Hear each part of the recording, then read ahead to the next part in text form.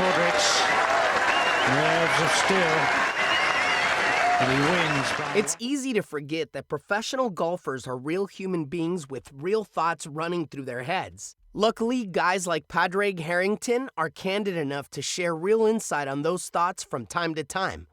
The three-time major winner joined Irish talk show host Ray D'Arcy last week and said reading sports psychologist Dave Aldred's book, The Pressure Principle, helped keep him on an even keel to win the Portugal Masters last month. The language, what you're saying to yourself, out in the golf course, you know, trying not to make things so absolute. Golfers will think, well, if I hit a golf ball out of bounds, I can't win. Well, that's not true. I've hit golf balls out of bounds and won.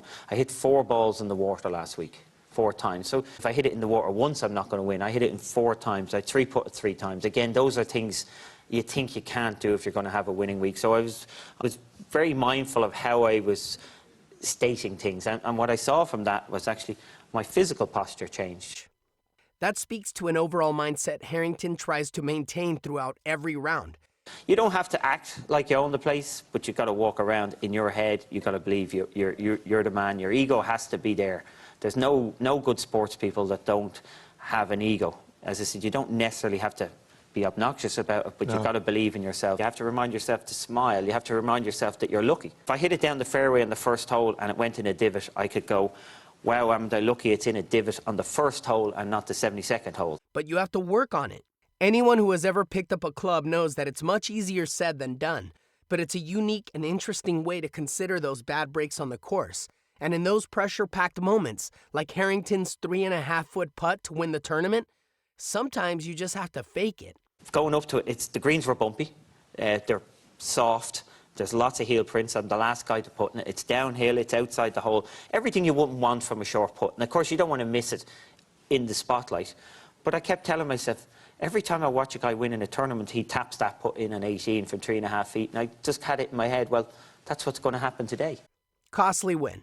That putt netted Harrington just over $360,000, but might have come with a steep price. Harrington explained that every year the Irish players and caddies on tour have a Christmas party, and whoever had the best year has to pick up the tab. Shane Lowry looked like he'd be on the hook after a second-place finish in the U.S. Open at Oakmont and was planning to host it in Las Vegas, but the two agreed that Harrington's win in Portugal put him over the top. Lowry said, "That's good, Padraig. I was thinking of Vegas. What are you going to come up with?" Rory McIlroy's the top Irishman on tour, of course, but it sounds like he generally skips the holiday festivities. I'm going to work really hard in trying to get Rory to turn up because he's obviously had a better year than the rest of us. By the way, this party sounds legendary. Lonely life.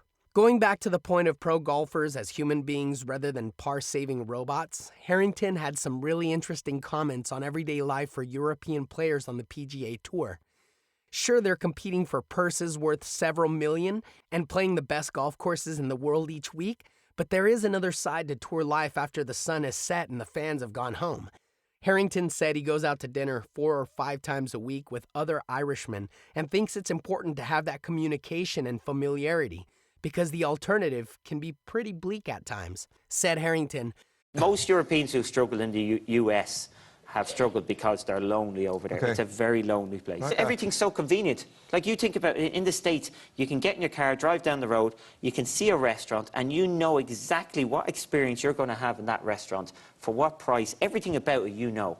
Whereas in Europe, you better ask somebody where there's a good restaurant, because you could get a bad restaurant. So you know, you have to talk to people. We share cars in Europe.